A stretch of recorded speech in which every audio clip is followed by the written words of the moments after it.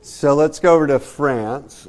And we're going to kind of toggle back and forth in the Baroque period. So some things that I'm going to reference here, when we get to Rubens, we're going to step back in time a little bit and talk about how they came into existence. This is Nicolas Poussin. So we're going over to France first. And Nicolas Poussin is most famous for working during the reign of Louis XIV, the Sun King, who was an essential part of making France the center of the art world. At this time, if you're wondering why we haven't spent a lot of time in France, it's because they're not doing anything by the standards of the day that were as important as the other parts of the world that we're looking at. But Louis XIV, well, rather his cultural ministers, decide that what they're going to do is throw a lot of money at the arts. Louis XIV had moved the court out of the Louvre, which were the old historic palaces of the French kings, to Versailles, thus opening up the Louvre to art exhibitions and such. And the most important part of this story is that he establishes, or rather his cultural ministers do, the first Royal Academy to the Arts, which hopefully you've read about. A Royal Academy of the Arts takes the place of the old guilds. In this case, it pushes out of the place of power the Guild of St. Luke. And what they do is, it's basically in France a state-sponsored system in which they teach the appropriate ways that art should function, what its aesthetic philosophy should be, very set, and all the techniques you can use to create works of art along the lines of that aesthetic philosophy in schools, basically. The other major mechanism, though, of the French Royal Academy is that every 2 years they would hold huge exhibitions to the arts known as salons, with a capital S, S-A-L-O-N. And everyone who wanted to get patrons, who wanted to sell their works of art, would submit their works to the salon, and they'd be juried. Major members of the Academy would say, yep, that one's good enough. Nope, that one's not good enough. Yes, no, all the way through. They'd go up on the walls, and then artists would win other prizes within different subject categories. For instance, the highest category was history painting. Big, important moments from Greek or Roman history, religious subjects, and what have you. Other subjects were things like the male or female nude, landscape painting, and so on and so forth. But the highest is up there, history painting. Go up on the walls and be judged against the artistic criteria that the Royal Academy put into place. And if you were really good, you would win more awards. The most famous of the young awards for young artists was something called the Prix de Rome, the Prize of Rome, where if you won that, it's a little bit like a Fulbright or something. You would get a full 5-year, all-expense-paid trip to continue your studies in Rome, and you'd basically be out there in the art market with a whole host of patrons saying, this is the next up-and-coming artist. My point in all this is to say we've got a new mechanism for both teaching art and for exhibiting art, and that, in a way, as this gets more and more prevalent or powerful in France, artists have to play this game. They have to be involved in this, otherwise they don't get patronage. Nicolas Poussin, the artist who created this work called The Rape of the Sabine Women, basically articulates this criteria in a reading that I've given you. And the first thing that he says all great art must have, this is his aesthetic philosophy and the aesthetic philosophy of classicism and of the Royal Academy, is it has to start with a grand subject. It's got to start with something really important. Lots of human gravitas, right? Not some simple subject, something profound. History painting, in other words. Number 2, it's got to be organized around a central concept, he says. And that concept is a little bit like the thesis of your paper. And we talked about it when we were talking about Renaissance ideas of unity. But in the Baroque period, it more often than not becomes a moral message that is being told by the work of art, that if you boiled that work of art all down, this is what it would be about, that concept. Number 3, totally typical classical ideas about structuring a work of art. That what you're trying to get as the ideal, that ideal structure of balance and symmetry, of foreground, middle ground, background, of structure in the human body. In other words, everything we talked about with classical works of art, that's what he's getting at here. And number 4, Probably the least important, he says that every artist has their own particular style that they should allow to come out. All he means by that is that little things will separate different artists in the ways that they follow these basically strict rules. So just very quickly, because I don't want to go into this one in detail, this is very Baroque in the sense that it looks like it's got a ton of movement, right? We've got a lot of diagonals set up here. But when it comes right down to it, it's also very classical. We've got this pyramidal structure in the middle. We've got, things set up on the orthogonal, so you've got everything going on this diagonal. You've got a lot of rhyming of bodies, right? Arm, arm, sword, sword, and then counter thrust and so forth. You've got a foreground, a middle ground, a background, all of those things. Poussin's a very classically oriented artist. The subject here, if you're wondering, is the Roman tale of a moment in time in which the Romans are a loss for women, where they need women, of course, to propagate the Roman culture. And so what they do is they invite their neighbors, the Sabines, over, and when they get them drunk, they steal all their women, and that's what you're witnessing here. The moral message, I suppose, is the lesser of two evils, right? That sometimes you have to do horrible things in order to result in a good thing, in this case, Roman culture continuing to develop. The one I want you to know, though, is this one. Et in Arcadia ego. Or, I too once lived in Arcadia. So let's start with the profound subject matter. What is it? Well, what they're doing is they're looking at a sarcophagus, which is basically an above-ground funerary casket made of stone, and they're reading on the exterior of this, Et in Arcadia ego, Latin for, I too once lived in Arcadia.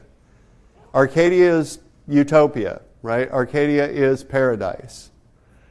And they're pondering the meaning of this. And everything about it is like, look at this, look at this, look at this. All the implied lines pointing there. This figure looking at us, but pointing to it. This figure here looking down at it, right? Clear focal point. Look at this. Well, what is the message of this work? I too once was alive. I lived in the beautiful world that you live in, and now I'm dead. And you will be too. In other words, it's a profound subject about your mortality. What does it mean to only be alive a certain time? What are we to make of that? What are we to make of our finitude? What do we do about it? Well, religions know what to do about it. They give you a promise of something that exists after this life. But for those of us who aren't very religious, this is still a profound subject. What do we do with our life knowing that it only lasts this long? And it's a big thing. I know you guys are all super young now and shiny and new and looking for ambition, but don't stop thinking about you've only got this one life, right? You want to make your mark on this life? Make sure it's your mark. Make sure it's something you care about. It only happens once, right? Big, profound thing. Well, where do you turn for inspiration? This figure here, who stands out from the rest, very bright yellow color, pushes her forward. What does she look like? She looks like a Greek sculpture. She doesn't even look like a real person. It's like Titian's work again. We've got a muse in here. And the muse is the inspiration of the classical world. What's going to help us determine what our life is? Well, for Poussin, it's, I'm going to look back at classical precedents. I'm going to draw from the classical tradition. Very, very classical Baroque work, right? Foreground, middle ground, deep background here, very much balanced on each side of this. Everything points towards that focal point. The focal point being not only the words here, but the shadow that is cast on the tombstone itself. A symbol of death here, right? His own approach to this. Well, let's pause here. When we come back, we're going to look at Georges de la Tour and his approach to Baroque in France. He was less influenced by Poussin's ideas in the Royal Academy and looks a lot more like a northern artist. Okay, is this on now? A little bit.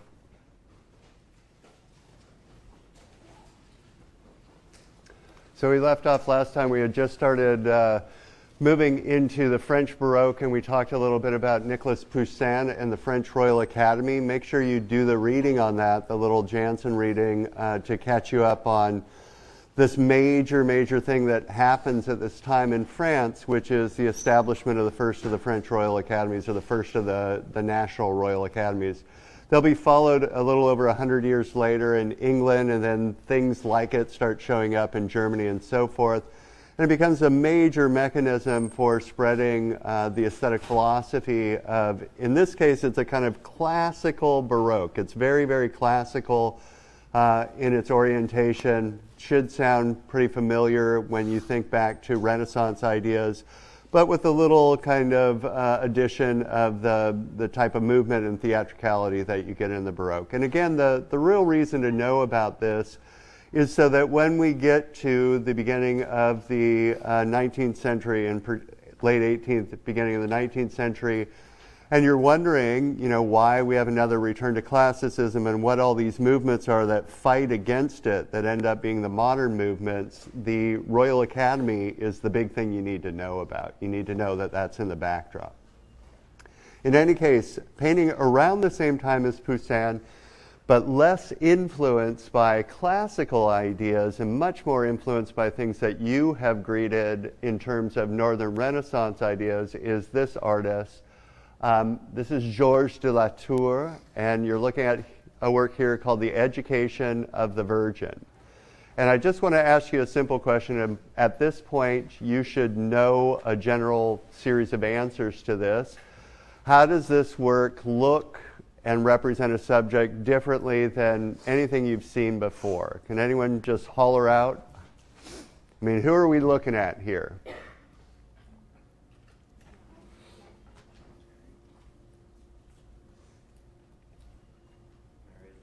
Mary as a child. How many times have we seen Mary as a child? Well, a lot, actually, or an adolescent. In the Annunciation scene, she's 14 years old. How did she get there, right? What was up in her life that led her to be able to, in a time where reading wasn't very common, to be fluidly reading the Bible or whatever it is that she's supposed to be reading there, since, of course, the Bible hasn't been written. But in any case, we haven't really looked at that. And the assumption always is she's kind of born into the world excellent already. You don't have to think about her putting in any work.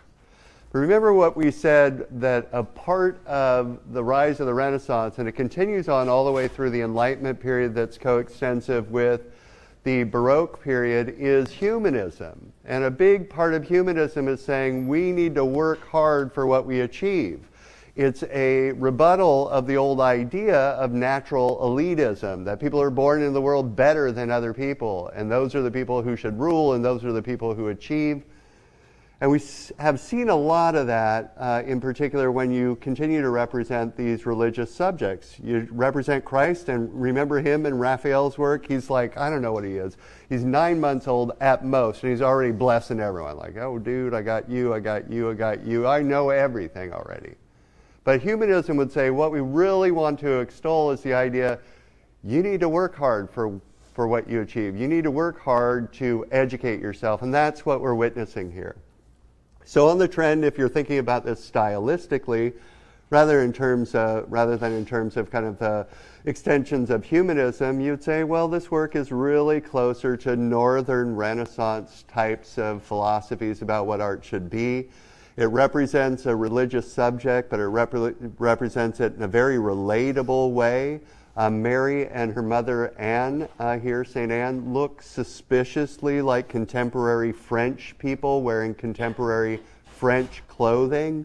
All of those are things that we see, very commonly in the North. And by the way, it's not surprising that this man who is working in the Alsace-Lorraine, which is a part of France that passes back and forth between France and Germany over the ages, like consistently back and forth, would be influenced by things that are coming from the North, and less influenced by the very classical ideas that Nicolas Poussin is putting into play in the Northern Renaissance. So let's work our way through this, because Georges de la Tour has his own very typical personal style, and it has to do with that light source. A candle, usually a single candle in the middle of the composition, illuminating it from the inside out. And once you see this, you'll be like, oh yeah, he uses this all the time. We have a work in the Seattle Art Museum that's based on probably his school, maybe one of his pupils, maybe someone copying him, has the exact same format. That light, as is always the case in Western art of this time period, is symbolic. So whatever the light strikes most forcefully is the figure that is most religious or most spiritual. And we see here that Mary, the young Mary, is the most illuminated, making her the most spiritual. And then we see St. Anna or Anne, a little bit less illuminated. It's not saying she's not spiritual. It's just saying there's a hierarchy here, and Mary is more important than Anne. And then we look at the hand of the Virgin Mary. And I don't know how many of you were like me. When I was a little kid, flashlights, very, very cool, right? And especially when you're a little kid and you can do things like shine them through your hand gets translucent. You're like, wow, that's so cool. Well, in this case, we're doing that here, and it makes her seem almost immaterial, almost spirit, right? That in the case of her hand, you can see through it. It becomes translucent.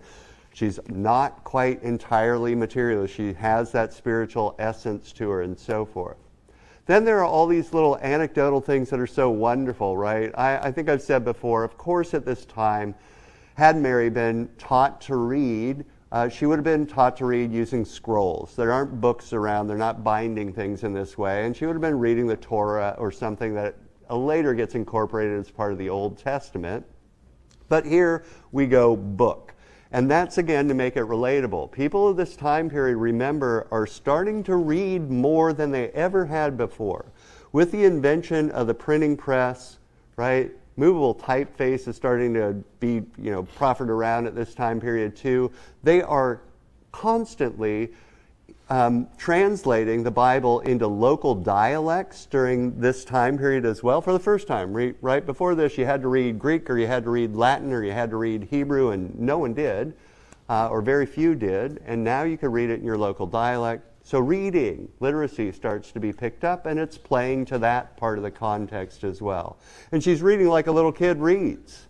You see that little finger pointed out and the pursing of the lips? You can hear her reading out loud almost by looking at this, and she's following along with her finger like, oh, I've got to get these words right. She has to work hard. Then we see some other things here that are, let's say, more symbolic. The big one is in the background, you see that wicker basket. Wicker basket would have referred to the types of duties that women were expected to perform in their lives. Symbolic of the idea of women taking place or taking care of the household, whereas man's realm was the public realm. So it's almost like after a hard day worth of domestic work, they're settling down to educate the Virgin Mary. But then there's another symbolism here. As I said, comes from the Northern tradition in some ways, and we expect everything to be very symbolic. And in this case, that symbolism is the baskets are also often used as bassinets, right? So a wicker basket can double not just to carry around laundry or whatever, but to carry around children. And they're still used, and they were used at this time in France for that purpose. So we've got a little indication of why she is getting ready to be even more religious. There is a child in her future, a little reference to that. But remember how I said, be on the lookout when you have a reference to Christ's death or birth for something that references his death as well. And this really strong cast shadow that takes up the entire background from here all the way up here is that indication of death. As light is an indication of God and life, so shadows are indications of death. We just saw it on Nicolas Poussin's Et in Arcadia Ego, where the shadow was cast on the surface of the sarcophagus, and here it is again. The final thing I want you to be aware of is that the candle here, the very first time I taught this class as a TA, and this is a million years ago now, I had this, frankly, he was a horrible, horrible person to have to TA for, because he just got up on stage as this old French man. Actually, he was Greek, but he lived in France, and he would just start talking about philosophy and so forth, and all of us TAs would look at each other like, holy crap, what are we going to do in section this week? He had all of these great little things, though, that he would tell us, and in this case, you wouldn't even think this way, but that candle is really important as a symbol of the amount of money that this family is willing to put into her education, because what you're looking at here is a wax candle, not a tallow candle, not something that is cheap, but something that can give you good light and something that at this time in France is a lot of money. And I know it's kind of bizarre to think this way, but illumination sources historically are symbolic of wealth. People don't have a lot of money to put into those things, and here you see them saying, well, we're going to put some money into good, illumination so that Mary can get well educated.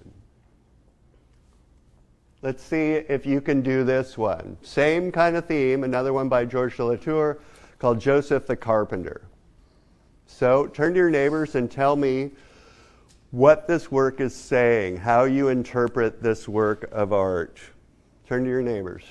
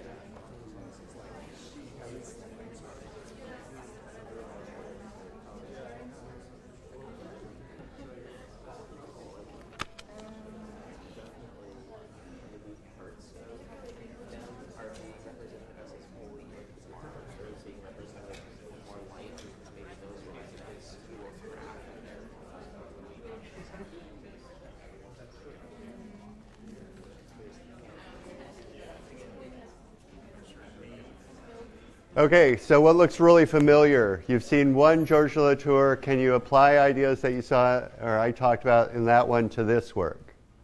Just give me one thing.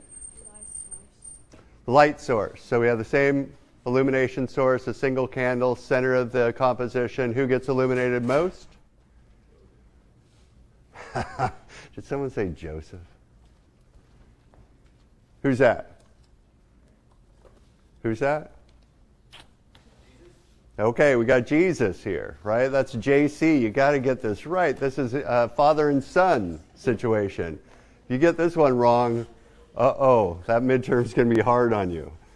That's not Joseph. Joseph is always the old kind of, a little bit befuddled dude in these pictures. So he's a carpenter. This is father and son getting together. Very relatable, hanging out in the workshop late at night. He's a hardworking guy. He's an ordinary guy. I mean, it pushes that idea, right? We're like you. This is the royal family, so to speak. Person most illuminated, Jesus. Person a little bit less illuminated, Joseph. Who's more religious? Jesus is, right? So then we go on from there. We say something like, what do you get the indication of who is, let's say, what is Jesus doing at this moment? I mean, what do kids usually do when they're hanging out with their dads and their dads are working? Do you remember this? Yeah, in the way back? What's that? Yeah, learning how to do that stuff and talking with Dad about kind of like life things that come up, chatting about stuff. But in this case, do you get the sense that Jesus is like, hey, Dad, why is the sky blue? Or, whatever the hell kids ask. Now, it looks to me like he's practicing his sermons or something, right? He's got his foot up here and he's saying, hey, what about this idea?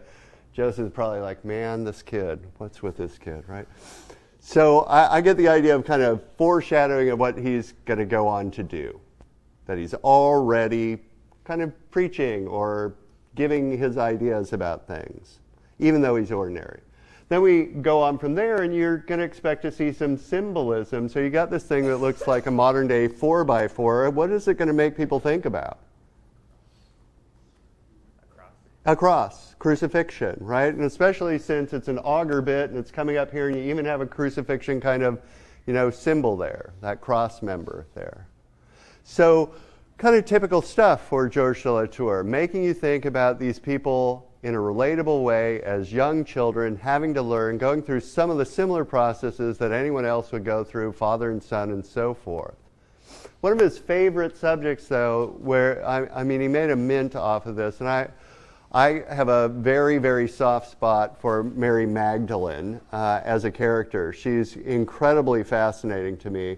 Here's this character. We haven't talked about her a lot other than to say, for the most part, the way that the Christians in this time period would interpret Mary Magdalene is as we see here, as a penitent, as someone who's repentant for a sin or sins that she committed in her life and truly converts her life to the cause of Christ, right? So Christians believe that Mary Magdalene primarily was a fallen woman, that she was a prostitute early in life, that she came to Christ, cried at his feet, begged for forgiveness, washed his feet with her hair and her tears, humbling herself before Christ, and then goes on to be one of his closest followers, showing up in key moments in the Bible, especially at the Crucifixion, right? So that's her role, and that's what's here. I want to add something else, though, that, again, I want to get you hooked on this because I can't wait to figure out the next scroll that is found, what we do with it. Mary Magdalene is almost, without exception, a composite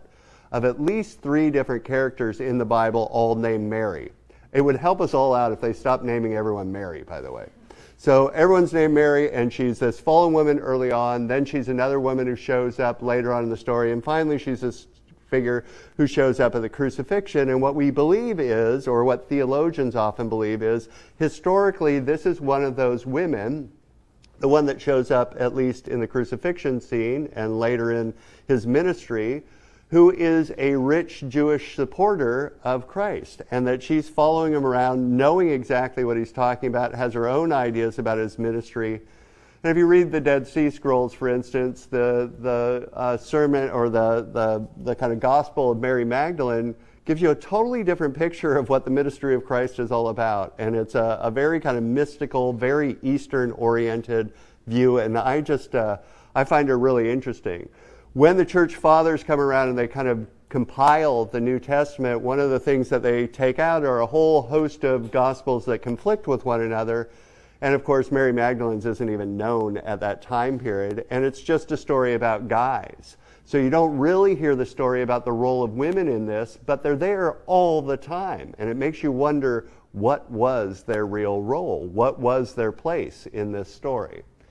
The way she's written in here, though, is just as a symbol of a key idea in Christianity, which is if you truly repent your sins, you have the possibility of divine grace. You can go to heaven. And here's this exemplary figure. And she's a really good selling point, by the way, because you may have noticed this.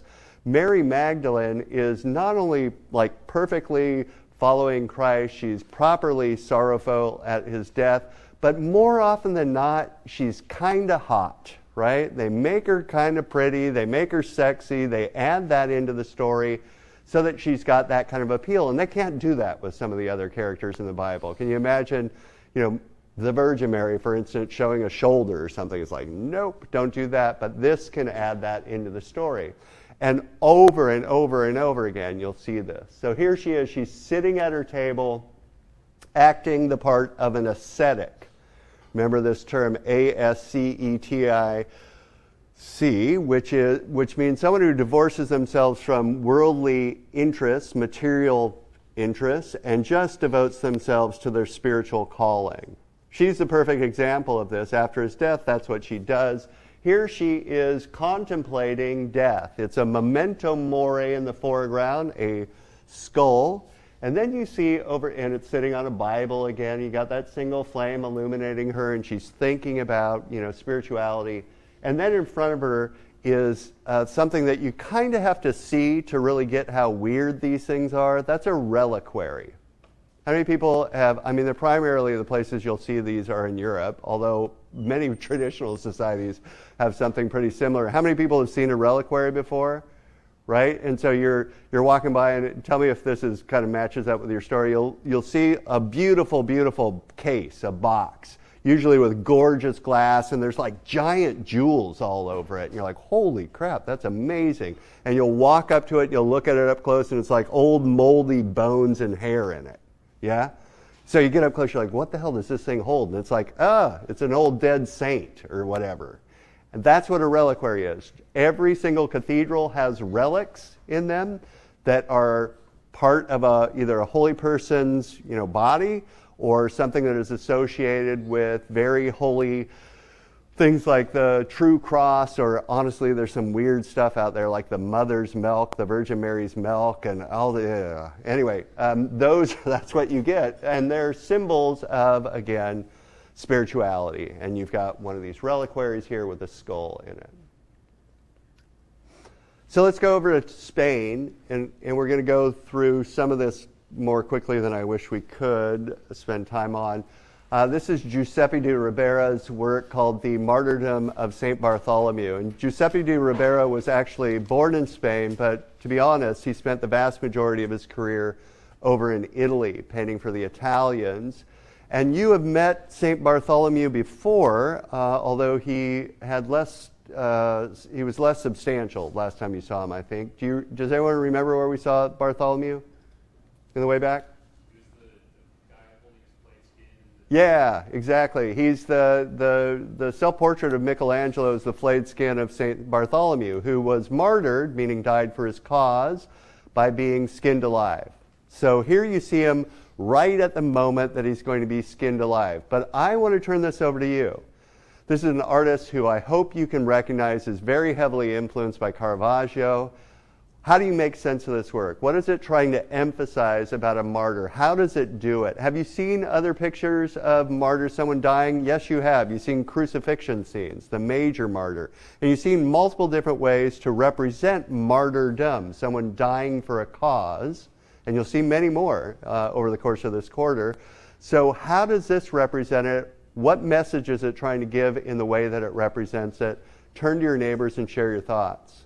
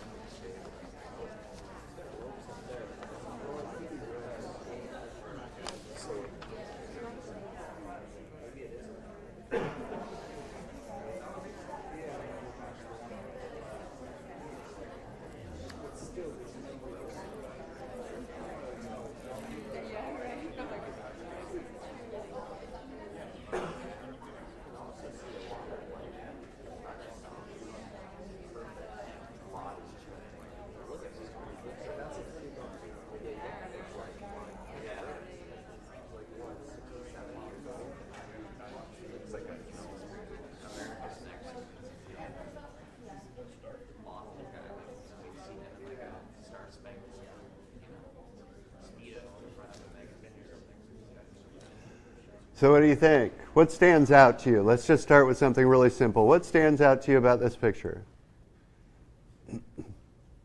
Yeah. His face is pretty calm and serene. Okay, his face looks pretty calm and serene given his current circumstances. Why is that? What is he actually looking at? Yeah. Looks like he's looking into the light that's shining. Okay, he's looking into whatever the light source is that's shining into his eyes wide open, head tilted back. Where have we seen this gesture before?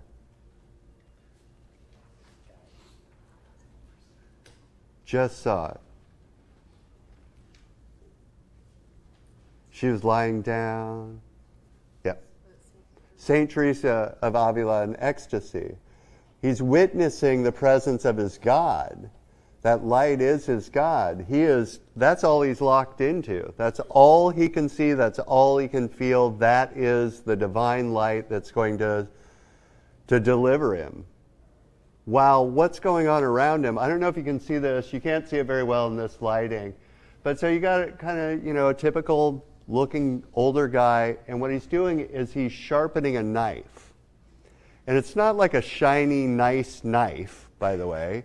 It's one of those knives that have been used over and over and over. It looks a little bit pitted and rusted. I mean, it just looks like, don't want that. And that's what we're seeing. He can't see this at all because he's locked in on his God. What else stands out to you about him? Yeah. His skin is really being shown off, which is symbolic because he's gonna skin. Right. We're really focusing in on a lot of flesh here, right? Take that all off. We're going to take that skin off in a moment, right? Just completely take it off him. What about that body itself? What do you think of that body? Like, I don't know how old he is. He still looks pretty good, but it does look like an older person's body, too. This is the way that artists of the Baroque period, not doing the kind of idealism that you get in Michelangelo or Renaissance work, will still show you how much they understand about human anatomy. I mean, this is a really good depiction of an older arm with all the muscles here and all the joints and all the tendons, and everything looks really nice. It's a show-off of this, right? This big, by the way, diagonal, everything in motion, tipping back into space. Once again, you should know, of course, this guy's influenced by Caravaggio and that tenebrism. It's this kind of weird spotlit effect that creates darkness in the background and a highlight in the foreground and so forth. So setting up just a little bit of the context of Spain, you're looking at a work here called Saint Serapion. Saint Serapion is someone you'll never meet again. This is Francisco de Zubron's work. And in Spain during this time period, the main artist we'll be looking at is Diego Velasquez. But in Spain at this time period, a lot of the Spanish artists are influenced by a return to very, very religious, spiritual approaches in the Spanish nation. Very, very conservative. After a time of brief kind of flirting around with more humanistic views of the world and so forth. The Habsburg Kings are in charge. The Habsburg family is a family from Austria originally who had taken over the Holy Roman Empire and then married into the Spanish crown and so forth and had boatloads of money, right? And as you'll see, they did some strange things to keep their money. They intermarried for years and years and years, which led to a lot of congenital birth defects, including, you'll see in the major king that we'll look at, Philip IV, an extended chin and so forth. In any case, one of the ways that people have ruled forever, and this is even in our contemporary age, is to use religion to proffer their ideas, to say, hey, religion's on my side, God's on my side, I'm a holy person, whatever it might be. And that happened in Spain at this time period, where there was a huge profusion of people who were basically out of work, didn't know what to do. The economy was, tanked a little bit. And so the French monarch said, let's push religion and let's get a lot of people to move into monastic life so that, they're not on the streets doing whatever people do when they're idle. So we'll give them a job, be in the monasteries, go out and proselytize, do good deeds and so forth. And then they needed art to go along with this. They needed art to basically heroize various martyrs, heroize various monks and so forth. And so if you were to go to Spain now and look at the art that was produced during this time period, you'll see painting after painting after painting by many, many different artists of oftentimes singular saints in a very large format, just on a wall, just there for these young monks to look at and say, oh, I want to be like him. Saint Serapion here was martyred as part of what's known as the Mercedarian order. And that's the badge that's right here. And by the way, it tells you in this little cartouche, or cartellino as they're known, who he is, what his name is. The Mercedarian order was an order that was put into existence to help bring back captured hostages who had been taken in the Holy Land, primarily during the Crusades, but also at other times. See, what would happen is, if you don't know the long, horrible history of the Crusades, is that every once in a while some very ambitious king or group of kings would get together and say, hey, we're going to go take back the Holy Land. And they would march down there, and usually the occupying powers would be like, come on in, and leave for a while, and they'd be like, oh, we're triumphant. And then they would not be able to hold the Holy Land, of course, because they're completely distended, and usually this would be taken back over, often by Islamic forces, by the way. And in the interim, lots of people would be like, oh, the Holy Land's open again. Let's pilgrimage to the Holy Land. And they'd go down there, and of course, they'd be taken hostage, and people would ransom them back and so forth. So the Mercedarians' job was to ransom back hostages, oftentimes by substituting themselves, giving themselves over for those hostages. And in St. Serapion's case, what he did is he martyred himself to free some hostages. So you're witnessing him here right before he is going to be killed. Tied up, given himself over, singular figure, looks a lot like any typical Spanish male of this time period, saying to everyone, here, sacrifice for your God. And that's the approach of Zubron and Murillo, although we're not looking at him, and many, many other painters of this time period. Singular saints set up for, again, primarily monks to look at and contemplate and think about, emulating these. So who's this guy? It's pretty typical to have him represented this way. You know who he is? Yeah? He's reading. It's like, St. Francis, dude, look, I can read my lecture guide. Excellent, yes. St. Francis. How would you know St. Francis if you didn't have a lecture guide in front of you? Okay, he's got a really crummy old cowl, right? So his hooded cowl here with lots and lots of holes in it. It's just pushing the idea that he's an ascetic. He doesn't care at all about material things. He, as a saint, kind of moves himself out of the city into the wilderness, contemplates God, and receives the stigmata. You don't actually see this here, but he is the saint that is so devoted to God that he actually receives the marks of Christ on his hands and his feet. And oftentimes his iconography will show you that. So you'll say, who is this saint? You'll see a little mark on his palms, and you'll say, that's got to be St. Francis. The other thing, though, that will show you who he is this rope that he uses as a belt, and the 3 knots in a row. Those 3 knots in a row are iconographic for St. Francis. And again, I may forget this, so let me know if you know that I'm wrong. One of them is obedience, the other one is charity, and the other one is, does anyone remember? I don't think it's chastity. I think that just goes with the territory. So I think it's just like if you're a monk, dude, you don't even have to put in chastity there. I'll remember it in a minute. In any case, those 3 knots in a row, and then of course he holds in his hand a memento mori again, a skull, and you can't quite see this, I suppose, but you can see his face in the real painting. His head's tipped back, looking at his God, kind of glazed eyes as he witnesses the manifestation of his Lord. He's one of those mystics, of course, who has met him, so to speak. And then one final one here.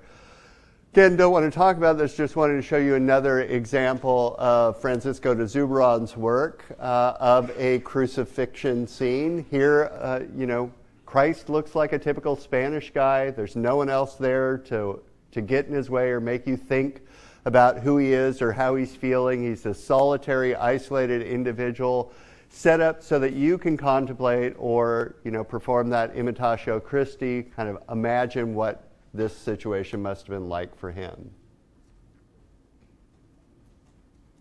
Okay, the big gun in Spain is Diego Velasquez. And this is Diego Velasquez's so-called the water carrier of Sevilla. So Diego Velasquez starts off his career painting basically genre scenes in Sevilla, and then he goes on to become the most important court painter for Philip IV of Spain, who was a Habsburg king. He actually worked a little bit for his father, but not long enough for us to really key in on here. The painting that you're looking at here is a total genre scene. It doesn't really have any big meaning to it. It's not symbolic as far as we can tell of anything other than what you're looking at. It's just a guy who sells water on the streets of Sevilla, or Seville as we call it. But what he's trying to do here is showcase how good of a painter he is. And what I mean by that is when you see this in real life, what you can't help noticing is how well this guy is able to articulate in paint different visual textures. And I mean, everything in this is a texture. So you look at, this very, very character-driven man, someone who I'm sure a lot of people in the streets of Sevilla had seen before, with a craggy old sun-dried face. He's been out on the streets forever, and you've got all of these wrinkles and all of this, again, sunburn and so forth. And that's set up right next to this young, fresh, shiny, nice face of the young boy, so that you can see that contrast of textures of different kinds of skin, which, by the way, is picked up again here down below, where you've got the smooth skin of the young boy and the well-worn hands of the older man. And then it goes on from there. The cowl that he wears over this is thick homespun wool. Underneath it is beautiful white cotton, different textures entirely. Same thing over here, different textures. Look at the jars that he's got here. A coiled jar over here with the water pouring over the edge with its own texture, again exacerbated by the fact he's actually touching it. The glass with its own texture, the glazed ware over here with its own texture. It's really him saying, this couldn't be a more throwaway subject. I mean, it just doesn't matter. It's a guy selling water. And I'm going to paint it so sumptuously, so amazingly, that you're still going to say, wow, that's a great painting. His major job, though, as a court painter, just not a job I would ever want to have, is to make your leader, regardless of who this person is, look good. And in his case, he's got a very tough job. Philip IV is one of those people who, again, through 100 years of inbreeding, because, again, the Habsburgs didn't want to share their money with anyone, so they're just like brothers marrying sisters to keep the money in the family, now are being born into the world with obnoxiously large chins. So here's the guy you got to make look good, and how do you do that? How do you emphasize him being the grand monarch? And by the way, you've got to do it over and over and over again, and you can't do it in the same way. You can't, like in this case, we've got Philip IV, the diplomat, or something like that. And he's off on call. He's got his letter in his hand. He's going to do something very diplomatic. And then you've got to come back around, and you've got to be like, the scholar. Let's try to make him look good there. Oh, he's the knight now. And if it looks like someone has cut and pasted the same head on the different bodies over and again, it's because that's kind of the way it works. You have the monarch come sit down with you, and you do a few different sketches of their face, painting sketches, by the way, and then you might not get to see the monarch for a long time, and you got to create lots of pictures to fill up all these new castles, the palaces, and so you just get someone else to pose for the body. Go put on some arbor, Bob. We got to create another picture of the king, and you plop that head on it. You pop the head on it. You pop the head on it. I'm not going to spend any time with these. I want to get to the historical ones. So you're going to hear a little bit about this. You're going to certainly do some reading about this. This is one of his famous history paintings called the Surrender at Breda. The Surrender at Breda has to do with many, many battles that were fought between Spain and what today is known as the Netherlands, which was Holland and the Lowlands at the time. And this goes on for 100 years or more. It doesn't end until about 15 years after this work is painted. And what would happen, of course, is the Spanish want this access to a very, very rich nation. They would go up, they'd basically win a number of battles. Holland would make a number of treaties with them. They would be ruled in proxy by the Spanish and give them lots of money. And then they'd rise up again, and there'd be another battle, another battle, another battle. This is one of the last of the major battles that the Spanish win here. Now my question to you is, I'm not going to tell you anything about this yet. I want you to tell me how you can tell just by looking at this which side won and which side lost, and why one side won and why the other side lost. Turn to your neighbors and share your thoughts on that.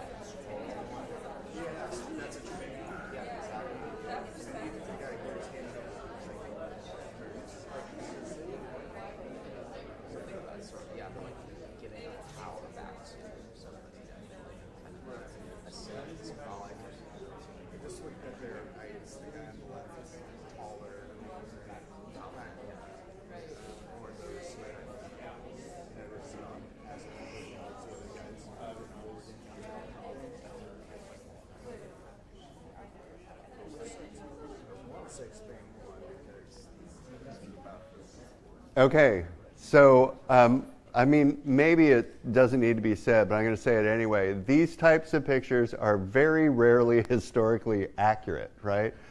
They are history is told from the standpoint of the winners. They are absolutely the kind of thing that, again, not to make too much of a big deal to this, but it strikes me that if you've got a very, very authoritarian leader who is pretty fragile when it comes to his own ego, you basically feed them a story. And you feed them a story through your paintings, and you feed them a story probably today in the White House through various board meetings. Anyway, so you can imagine how this goes down. Philip wants to see something very particular here, and he's gotten it, but it has very little to do with the historical reality. Which side do you think won here? Just point which way. Okay, thank God. Right? And how can you tell they won? I mean, what do they have going for them that this side doesn't? What? Light. Oh, they have light. They've got the light source, sure. What else? Order. Right? So what do you want from an army? You want an army that's regimented. You want an army that follows command. You want an army like these lances that are all in a row and everyone's kind of lined up. And by the way, these are all portraits of very important people that were kind of upper leaders in this battle. We know who every single one of these people are. And then you look over to the Dutch, and it's like they're just kind of milling around. Their halberds are going this way and that. I don't know what this guy's doing. He's like, I got a boo-boo in my finger. Blood all over him. Ragtag bunch. It's like, of course they're not going to win. You guys don't know what you're doing. You want to know what the historical reality was? The Spanish were this group. The Spanish were just completely like, I'm sick of fighting this war up in Holland. You basically grabbed anyone you could off the street and say, you're in the army. And they're like, oh, shit. And then you send them off, and they're like, I don't want to be here. And the Dutch were like really regimented. But of course, if you get to make this story up as the painter, you get to turn it the other way around. And then this one always kills me. And by the way, there are more lances in the background. The Spanish army is much bigger, and of course, over on their side, you got burning stuff. I mean, all of this visually tells you who won and why. But does this ever happen? I mean, even back in the old days, I can't imagine it ever happened this way. And every single time that I've seen this represented historically, it's totally inaccurate. The side that loses is like very gracious about losing. Like, oh yeah, no big deal. What's happening here is the guy's turning over the keys to the city. There weren't any, by the way, to the Spanish leader. And the Spanish leader's like, good try, you'll get us next time. And it's like, no, we're killing each other. It's like, that's not what happens here. Of course, that's not the way it goes. This is Ambrosio Spinola. He was actually an Italian general who was brought in by the Habsburgs to win this battle. And this is Justin of Nassau, who was the great military leader of Holland at the time. And again, we know who all these characters are.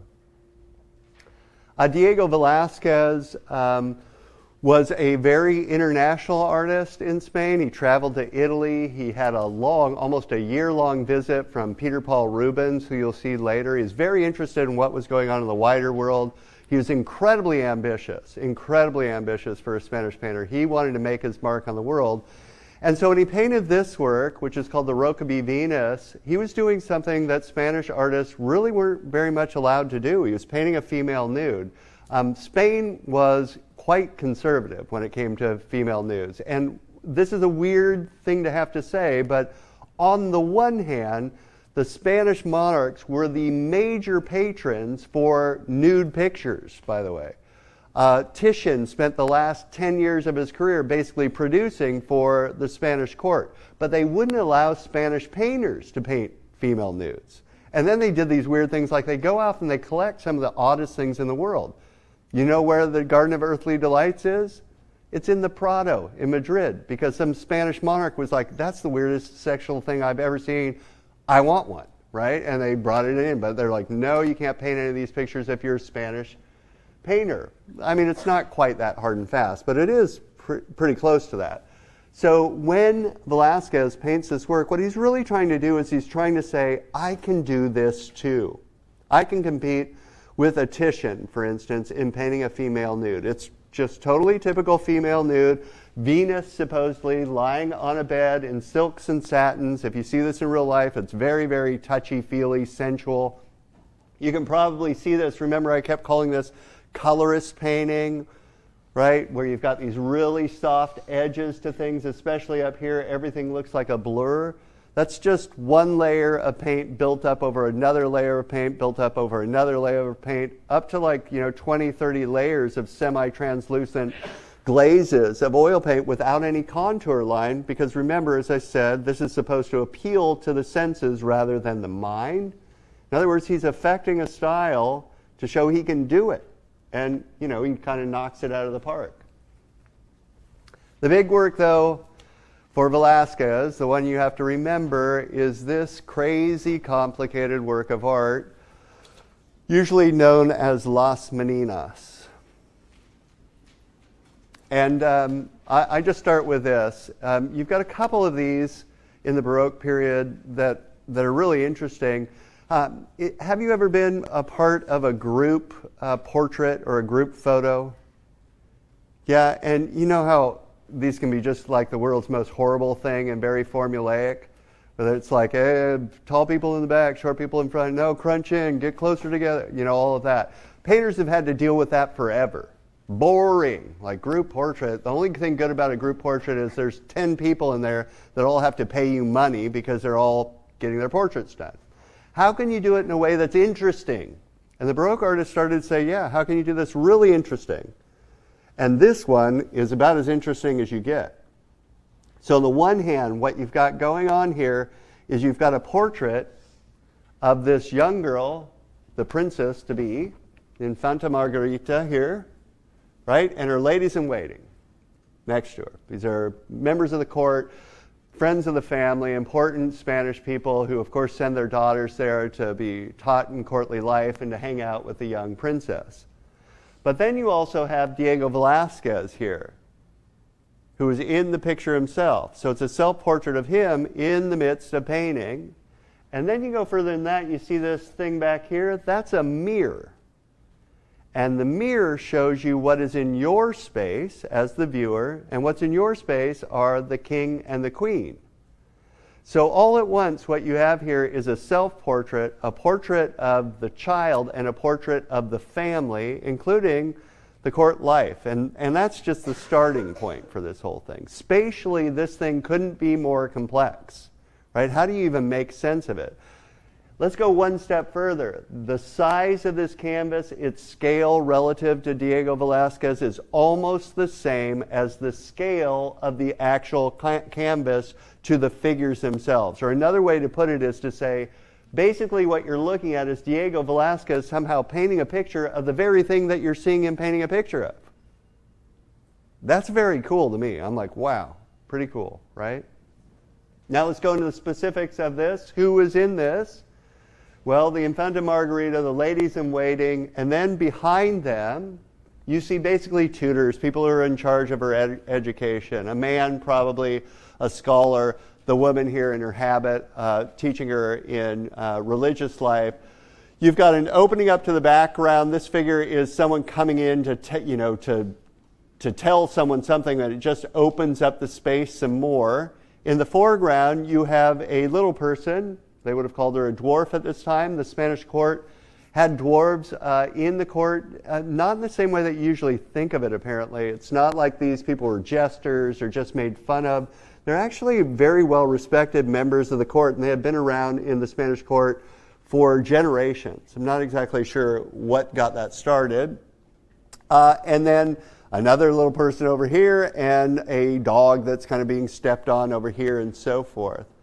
Some other important parts of this is, there's the king and the queen in the background, is where this is taking place is really important.